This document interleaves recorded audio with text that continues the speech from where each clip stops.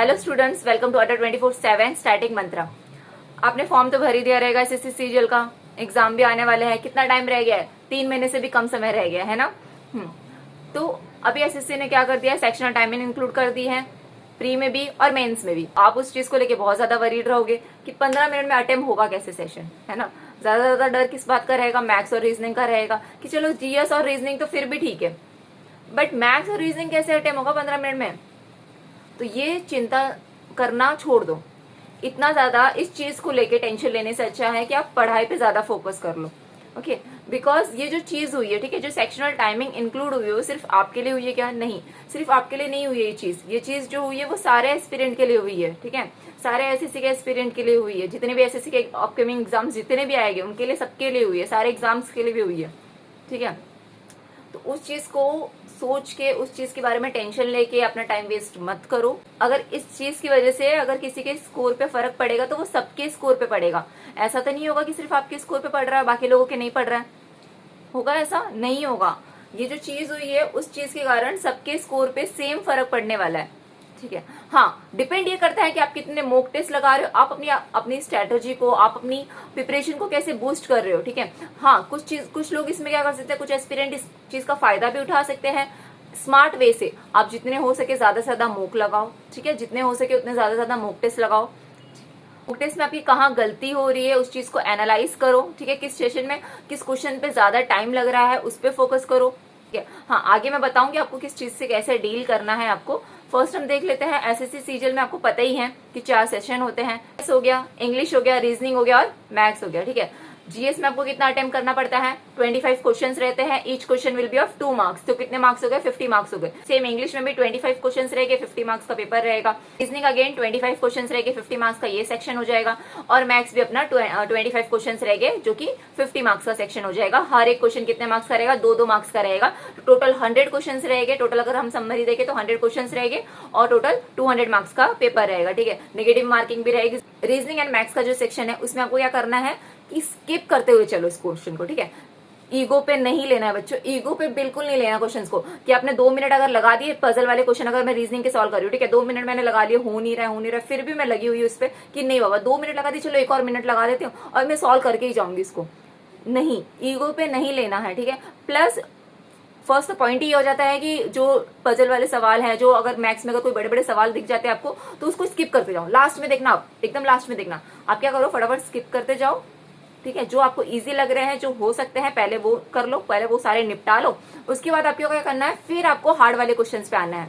ठीक है, आपके पास टाइम बचा है, अगर 15 मिनट में पूरे अगर अटेम्प्ट हो गए, ठीक है, उसके बाद आप क्वेश्चंस आओ पजल वाले के क्वेश्चंस पे। अगर मैथ्स की बात करूं मैं तो उसके बाद आप बड़े वाले क्वेश्चंस में जो आपने पढ़े नहीं थे पहले, ठीक है, या फिर आप स्टार्टिंग में अगर पढ़ रहे हो तो उसके बाद आके वो क्वेश्चंस करो। सपोज आपने मैथ्स का सेक्शन उठाया, ठीक है, और अगर आप फर्स्ट क्वेश्चन में ही अटक गए तो आपको ये नहीं सोचना है कि फर्स्ट क्वेश्चन में अटक गया मतलब मैं कर लेता हूँ, हो जाएगा मेरे से। नहीं, स्किप करो, आगे बढ़ो। सेकंड क्वेश्चन कर रहे हो, सेकंड क्वेश्चन में भी अटक गए, कोई बात नहीं, स्किप करो, आगे बढ़ो। थर्ड क्वेश्चन करो, थर्ड में भी अटक गए, फोर्थ में भी अटक गए, फिफ्थ में भी अटक गए, कोई बात नहीं, पहले पूरा अटेम्प्ट कर लो, उसके बाद आओ। हो सकता है स्टार्टिंग के 4-5 क्वेश्चन बहुत हार्ड डाले हो, ठीक है, आपका टाइम वेस्ट करने के लिए, तो वो चीज को इग्नोर करो, पूरा सेशन अटेम्प्ट कर लो। और ऐसा नहीं है कि सारे के सारे 25 क्वेश्चन सबके सभी हार्ड आएंगे, ऐसा नहीं होगा। ठीक है, 25 में से 15-16 क्वेश्चन ऐसे रहेंगे जो आपसे इजीली हो जाएगा, पढ़ते ही आपसे हो जाएगा।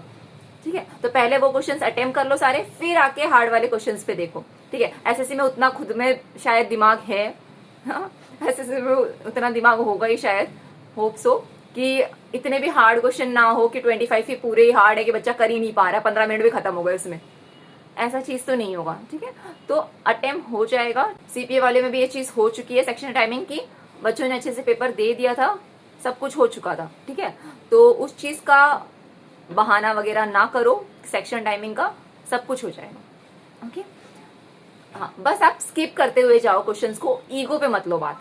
ठीक है, सारे क्वेश्चंस अटेम्प्ट हो जाएंगे, उसके बाद वापस से आप आ जाओ अगर टाइम बच रहा है तो। बट बहुत मुश्किल है कि 15 मिनट में क्या ही बचेगा आपके पास, है ना। पूरा सेशन मतलब पूरे 25 क्वेश्चन खत्म हो गए तो 15 मिनट भी खत्म हो ही जाएगी। ठीक है, लेकिन सपोज अगर बच जाता है टाइम, अगर 1-2 मिनट का बच जाता है, उसके बाद आप देखो कि आपका कौन सा क्वेश्चन छूट गया या फिर कौन सा क्वेश्चन आपको हार्ड लग रहा था जिसको आपने मार्क्स और रिव्यू किया हुआ है। ठीक है, तब आके वो क्वेश्चन देखो। ओके, नेक्स्ट अपना आ जाता है जीएस और इंग्लिश। इसके लिए तो क्या ही बोलूं क्योंकि जीएस और इंग्लिश जो सेशन अपना 2 मिनट में मुश्किल से जीएस अपना आराम से कंप्लीट हो जाता है, मुश्किल से 2 मिनट लगता रहेगा, 2-3 मिनट ले लो, उससे ज्यादा क्या ही लगेगा जीएस में। और इंग्लिश की अगर मैं बात करूँ तो 8-9 मिनट में आराम से हो जाता है। ज्यादा से ज्यादा अगर टाइम भी लगा तो 10 और 11 मिनट, इससे ज्यादा टाइम नहीं लगता है इंग्लिश में किसी को, ठीक है। इतने में आराम से वो कवर हो जाता है। इंग्लिश का अगर जीएस का पूरा अगर मिलाया जाए तो 12-13 minute, max to max 15 minute, इतने में आराम से कवर हो जाता है, इससे ज्यादा टाइम नहीं लगता है, ठीक है। तो अगर आपका सब फिर भी आपको दिया जा रहा है पूरा 30 मिनट दोनों को मिला के, 15 मिनट जीएस का और 15 मिनट जीएस का और 15 मिनट इंग्लिश का, तो अगर जीएस का ही पेपर है 2 मिनट में आपका पेपर कंप्लीट हो गया, ठीक है। तो बाकी के जो बच रहे 13 मिनट क्या ही करोगे उसमें, क्या करोगे, बैठ जाओ, कुछ नहीं करो, सीरियसली बोल रही हूँ। आपके जो स्टार्टिंग में अपने जीएस का पेपर स्टार्ट किया है, पढ़ो, ठीक है। जो आप पहले करते हुए आ रहे थे एग्जाम के टाइम पे, जैसे जब सेक्शनल टाइमिंग नहीं था, ठीक है, जब सेक्शन टाइमिंग नहीं था एसएससी में, जैसे तब आप अटेम्प्ट करते थे वैसे ही करो जीएस और इंग्लिश का सेक्शन। क्योंकि क्या है, अगर आप फर्स्ट क्वेश्चन आपने स्टार्ट किया जीएस का, ठीक है, आपको जैसे जो जो क्वेश्चन आ रहे थे आपने 25 क्वेश्चन अटेम्प्ट कर लिए, ठीक है, उसमें से अगर 8-9 क्वेश्चन आपने अटेम्प्ट कर लिए, ठीक है, 2 मिनट में आपका पेपर कंप्लीट हो गया जीएस का। आपको ऐसा लग रहा है कि नहीं, मैं वापस से एक बार, अभी तो मेरे पास 13 मिनट बचे हैं, तो मैं वापस से पीछे जाता हूँ और फिर से देख लेता हूँ कौन कौन सा मुझे मतलब रॉन्ग लग रहा है, वो फिर से कर लेता हूँ। ऐसा अगर करने जाओगे ना, क्या होगा, रॉन्ग होने के बहुत ज्यादा चांसेस रहेंगे और ये आपका नेगेटिव मार्किंग में नंबर काटेगा। क्यों? क्योंकि आपका कंफ्यूजन बढ़ा देगा वो क्वेश्चन। अगर आपने कोई क्वेश्चन है, ठीक है, उसका ऑप्शन आपको ए भी लग रहा है, बी भी लग रहा है, ठीक है, तो पहले आपने वो अटेम्प्ट कर दिया था बराबर से, ठीक है, लेकिन आपको कंफ्यूजन इतना बढ़ जाएगा जब आप फिर से अटेम्प्ट करोगे ना जीएस का सेक्शन, जब आपका सेकंड राउंड आप अटेम्प्ट करने जा रहे हो, तो उसमें आपका ओवर थिंकिंग इतना बढ़ जाएगा कि वो क्वेश्चन आपका क्या हो जाएगा, हो सकता है राइट हो पहले और आपने अभी रॉन्ग कर दिया। रॉन्ग तो हो ही रहा है वो क्वेश्चन, नेगेटिव रॉन्ग तो हो ही रहा है वो क्वेश्चन, प्लस नेगेटिव मार्किंग आपको और ले डूब रही है उस क्वेश्चन में। तो ये चीज मत करना। अगर आपका पेपर जीएस का, पहले तो आराम से अटेम्प्ट कर लो, ठीक है, टाइम है आपके पास 15 मिनट का, आराम से एक एक क्वेश्चन आराम से धीरे धीरे पढ़ के एकदम कामली 2-3 मिनट में, 4 मिनट में, 5 मिनट में, जितना जीएस में टाइम लगता है 4-5 मिनट में अटेम्प्ट कर लो। लेकिन ये इतना मत सोचो कि वापस से 2 राउंड लगा लू मैं, 3 राउंड लगा लू, 4 राउंड लगा लू, 3-4 राउंड्स नहीं लगाने हैं जीएस में, क्योंकि आपका फिर रॉन्ग होने के चांसेस बढ़ जाते हैं, क्योंकि आपकी ओवर थिंकिंग बढ़ जाएगी। Same goes with English. English में भी यही है कि आप पहले तो आप अच्छे से पूरा अटेम्प्ट कर लो, फिर उसके बाद जो पैसेजेस वाले क्वेश्चंस होते हैं उसको क्या करो, आप आराम से पढ़ो वो पैसेज पूरा। फिर उस चीज में आपको जो इंग्लिश में जो आपको एक्स्ट्रा टाइम मिल रहा है ना 2-3 मिनट का, वो आप उस चीज में यूज कर सकते हो, ओके, कि आप आराम से पढ़ लो, फिर उसके मतलब उसका आंसर अटेम्प्ट करो, ठीक है। लेकिन इंग्लिश में भी ये नहीं करना है कि मतलब फिर से जा रहे हो स्टार्टिंग में एंटोनिम सिनोनिम पहले राइट किया हुआ था, कंफ्यूजन में आके सेकेंड राउंड में गलत कर दिया, तो वो चीज अवॉइड करो प्लीज। जैसे मैं आपको बता रही हूँ, जीएस और इंग्लिश का पेपर आपको एकदम कामली पढ़ना है, एकदम अच्छे से शांत दिमाग से पढ़ के अटेम्प्ट करना है, बिकॉज बहुत टाइम मिल रहा है आपको, है ना। लेकिन इसका मतलब ये बिल्कुल नहीं है कि आप मैथ्स और रीजनिंग को आप सोच रहे हो कि कम टाइम मिल रहा है फटाफट अटेम्प्ट कर लेता हूँ, नहीं।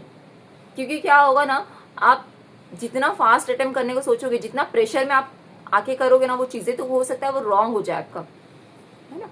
हो सकता है कि आप सिली मिस्टेक कर दो मैथ्स और रीजनिंग में, एक तो वैसे ही कम टाइम मिल रहा है उसमें, एक तो वैसे ही मुश्किल से कम क्वेश्चन हो पाएंगे, ठीक है, और जब सिली मिस्टेक्स हो जाएगी तो वो क्वेश्चन रॉन्ग हो जाएगा, नेगेटिव मार्किंग भी हो जाएगी, है ना। तो हो सकता है आपको वो क्वेश्चन आता था लेकिन 45 की जगह पे आपने 54 टिक कर दिया, तो ये सारी चीजें हैं, ठीक है। तो इस चीजों का आपको ध्यान रखना है, आपको आराम से शांति से पेपर अटेम्प्ट करना है, जैसा आपका पेपर जाएगा वैसे ही सभी का जाएगा। अगर आपकी प्रिपरेशन अच्छी रही है तो सेक्शन टाइमिंग को लेके आपको टेंशन लेने की जरूरत नहीं है, उस चीज को लेके हाइपर होकर अपना पेपर खराब करने की जरूरत नहीं है, ठीक है, क्योंकि ये चीज सबके साथ हो रही है। क्योंकि पहले जब सेक्शनल टाइमिंग नहीं लगी थी, पहले जब एसएससी एग्जाम लेता था तो उसमें क्या था, सेक्शनल टाइमिंग नहीं थी, उस केस में क्या हो जाता था 60 मिनट आपको मिलते थे पूरा सेक्शन अटेम्प्ट करने के लिए, ठीक है। Maths, reasoning, GS and English चारों सेक्शन अटेम्प्ट करने के लिए आपको कितने मिनट मिलते थे, पूरे 60 मिनट मिलते थे, ठीक है। लेकिन अभी आपको क्या मिल रहा है, 15-15 मिनट ईच सेक्शन को मिल रहा है ना। लेकिन पहले आपको सबके लिए मिलता था। उस केस में क्या होता था, मैथ्स और रीजनिंग जिनका स्ट्रांग है वो बच्चे एक्सेल कर जाते थे, उस कारण क्या होता था कि कट ऑफ बहुत हाई जा जाती थी। कट ऑफ बढ़ाते ना वो मैथ्स और रीजनिंग की बढ़ाती है, ठीक है। इसलिए एसएससी ने ऐसा कर दिया है कि 15 मिनट का टाइमर लगा दिया है ना, कि हर एक सेशन के लिए आपको 15-15 मिनट मिलेगा, ठीक। तो हो सकता है ये चीज आपके लिए अच्छी साबित हो जाए और कट ऑफ इतनी हाई ना जाए जितनी हर बार जाती है। अगर आपकी प्रिपरेशन अच्छे से हो चुकी है, आपने 6-7 महीने प्रिपरेशन कर रखी है ऑलरेडी, आपका टॉपिक वगैरह सब कुछ क्लियर है, ठीक है। तो आज से आप क्या कर दीजिए, मॉक टेस्ट लगाना स्टार्ट कर दीजिए। मॉक लगाना सिर्फ मॉक नहीं लगाना है बच्चों, उसको अच्छे से एनालाइज करना है, ठीक है, कि आपका टाइम कहाँ पे जा रहा है, किस क्वेश्चन में जा रहा है। और मॉक टेस्ट में आपको क्या करना है, अच्छे से क्योंकि अभी जो मॉक टेस्ट बन रहा है वो क्या बन रहा है, 15 मिनट के अकॉर्डिंग ही बन रहा है, जैसा एसएससी एग्जाम बना रहा है उसी के हिसाब से बन रहा है ना।